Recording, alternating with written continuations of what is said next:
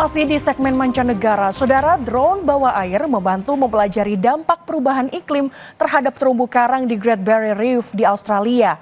Drone otonom ini memakai navigasi kecerdasan buatan dan sonar untuk mempelajari pemutihan karang secara massal yang terjadi di ekosistem terumbu karang terluas di dunia ini. Berikut laporan tim VOA. Drone bawah air yang disebut Hydrus ini menggunakan kecerdasan buatan untuk mempelajari terumbu karang. Great Barrier Reef di Australia telah dilanda pemutihan karang besar-besaran yang dipicu oleh air laut yang lebih hangat. Dengan bantuan Hydrus, para ilmuwan kelautan berupaya melakukan survei yang lebih akurat dan teratur untuk lebih memahami dampak perubahan iklim. Pimpinan program ReefWorks di Institut Ilmu Kelautan Australia menjelaskan manfaatnya. Dive teams can only see so much and go so far, and that's where we've had to augment our survey methods to include the use of robotics, just to enable us to scale, to go deeper, to operate in areas where predators like crocodiles and bull sharks and jellyfish now routinely reside. Hydrus beroperasi secara otonom penuh dengan jangkauan lebih dari 8 km dalam waktu 3 jam.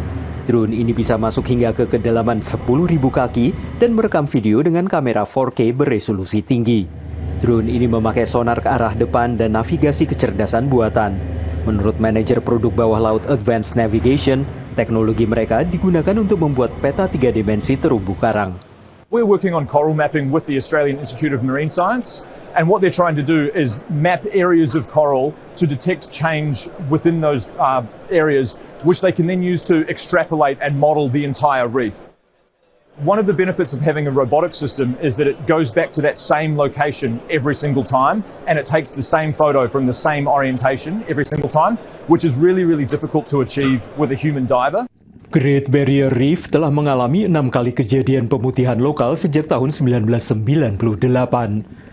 Karang yang memutih dapat pulih jika air mendingin, tapi jika suhu laut tetap tinggi untuk waktu yang lebih lama, karang akan mati.